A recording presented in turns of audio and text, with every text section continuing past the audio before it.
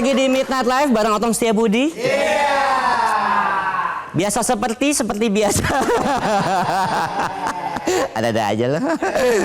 Kalau hari Senin nih kita ada berita ringan dari berbagai daerah di Indonesia hingga mancanegara.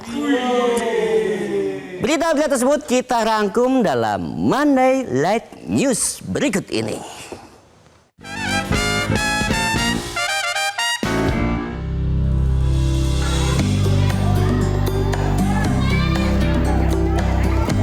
Sekolah dasar di Kabupaten Pangandaran menunjukkan inovasi dalam edukasi melalui program berbasis praktik dengan memanfaatkan lahan untuk menanam jagung. Siswa diajak memahami proses pangan dari menanam hingga mengolah hasil panen. Kegiatan yang dikemas dalam program kreasi jagung anak sehat ini juga menanamkan pemahaman ketahanan pangan sejak dini, sejalan dengan program Presiden Prabowo Subianto. Antusias siswa terlihat saat panen dan pengolahan jagung menjadi berbagai produk yang laris terjual. Melalui kegiatan ini, siswa belajar tentang gizi, kreativitas, dan tanggung jawab, serta melibatkan orang tua dan kelompok tani. Program ini diharapkan mampu membentuk karakter mandiri dan peduli pangan demi mendukung generasi berkualitas menuju Indonesia Emas 2045.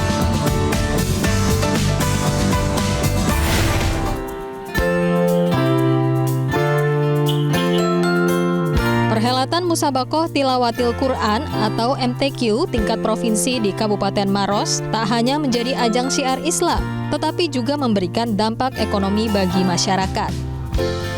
Pameran UMKM yang digelar di sekitar arena utama diserbu ribuan pengunjung sejak hari pertama.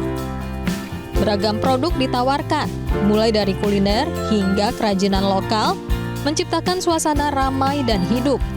Membludaknya pengunjung membuat omset para pedagang meningkat signifikan, bahkan hingga berkali lipat dibanding hari biasa. Momentum ini dimanfaatkan pelaku UMKM untuk memperluas pasar dan menjalin jaringan baru. Pemerintah berharap kegiatan seperti ini terus digelar karena terbukti mampu mendorong pertumbuhan ekonomi dan meningkatkan kesejahteraan masyarakat.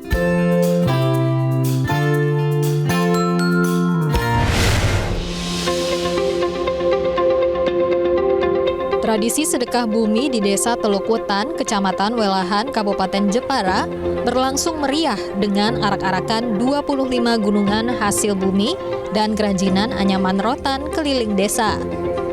Kegiatan ini menjadi wujud syukur warga atas hasil panen sekaligus mempererat kebersamaan. Suasana semakin semarak dengan penampilan tari kreasi dari perwakilan warga yang turut memeriahkan jalannya tradisi. Pada tahun ini, pemerintah desa mengusung konsep mandiri pangan untuk mendorong kemandirian masyarakat dalam memenuhi kebutuhan dari hasil pertanian sendiri. Selain melestarikan tradisi, kegiatan ini juga menjadi ajang promosi kerajinan anyaman rotan sebagai produk unggulan desa. Melalui lomba gunungan dan partisipasi warga, tradisi ini diharapkan mampu meningkatkan semangat gotong royong serta mendorong pertumbuhan ekonomi masyarakat.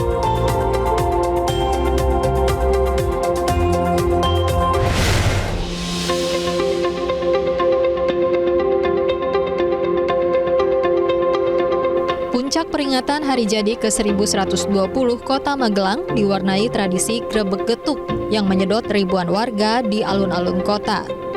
Sejak pagi, masyarakat membadati lokasi untuk menyaksikan arak-arakan dan perebutan dua gunungan getuk raksasa setinggi 3 meter. Gunungan ini berisi 1.120 butir getuk dari 2 kuintal ketela sebagai simbol usia Kota Magelang.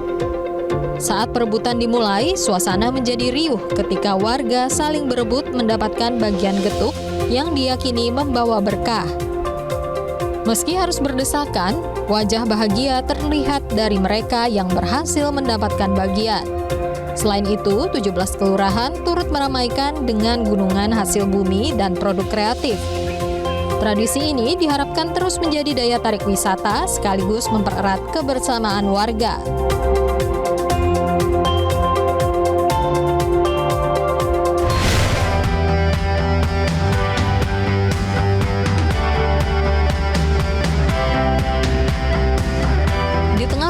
tumpukan sampah di Jakarta Timur, warga RW 05 Kelurahan Malaka Jaya, Kecamatan Durensawit, berhasil mengubah sampah non-organik menjadi sumber penghasilan.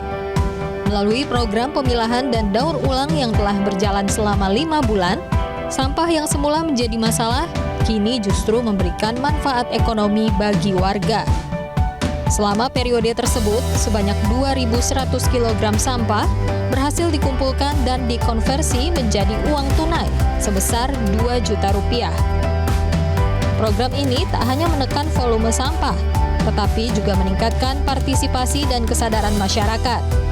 Diharapkan inisiatif ini dapat menjadi contoh bagi wilayah lain dalam mewujudkan lingkungan yang bersih sekaligus mandiri secara ekonomi.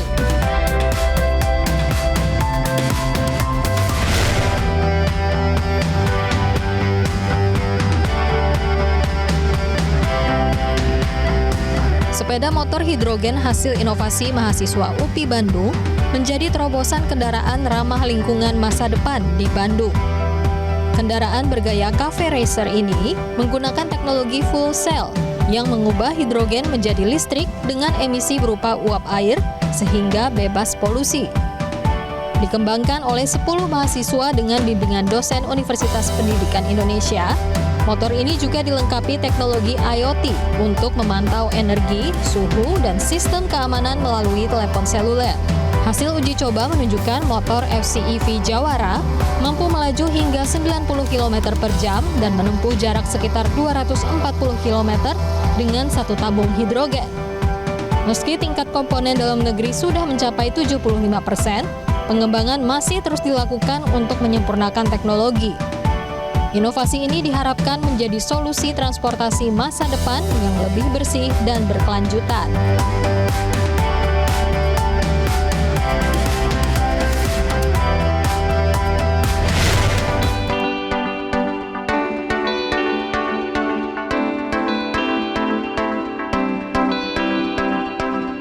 Sebuah kafe unik di Ho Chi Minh City viral karena menghadirkan konsep berbeda dengan menjadikan kendaraan tua sebagai elemen utama desain. TNT Zone Cafe memanfaatkan lebih dari 20 mobil dan bus bekas untuk menciptakan suasana industrial bernuansa vintage yang menarik perhatian pengunjung. Banyak pengunjung datang untuk berfoto di antara kendaraan klasik tersebut, bahkan menikmati makanan di dalam bus yang telah dimodifikasi. Konsep ini merupakan hasil kreativitas pemilik kafe, Dang Vin Ho, yang menggabungkan kecintaan terhadap otomotif dengan ruang berkumpul anak muda. Suasana kafe yang mengingatkan era 70-an hingga 90-an memberikan pengalaman berbeda sekaligus inspirasi visual bagi pengunjung. Tak heran, tempat ini menjadi destinasi populer yang ramai dibicarakan di media sosial, terutama di kalangan pecinta fotografi dan otomotif.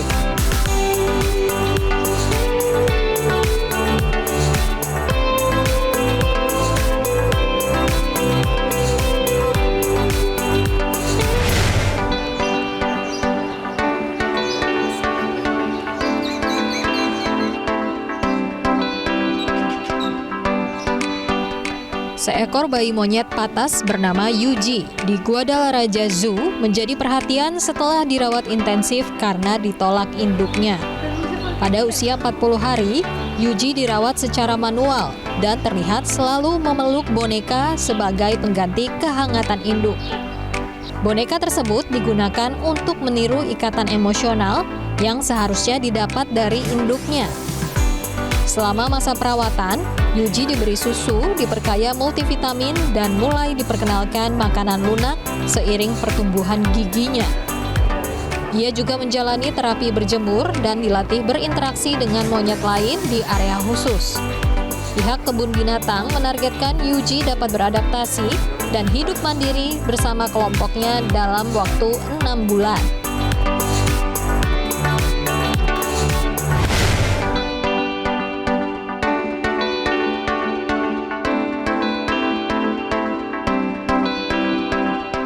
Di Bongabon, suasana ladang berubah menjadi arena balap kuda air dalam perayaan Sibuyas Festival yang meriah.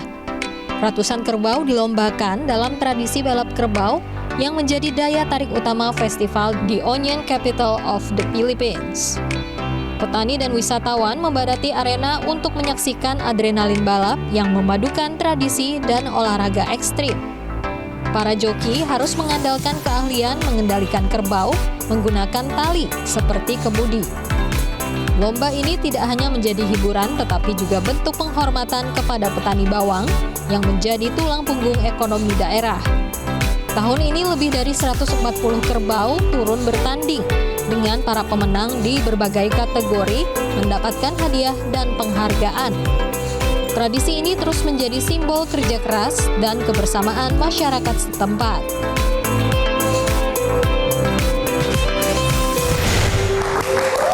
Jelajahi cara baru mendapatkan informasi. Download Metro TV Extend sekarang.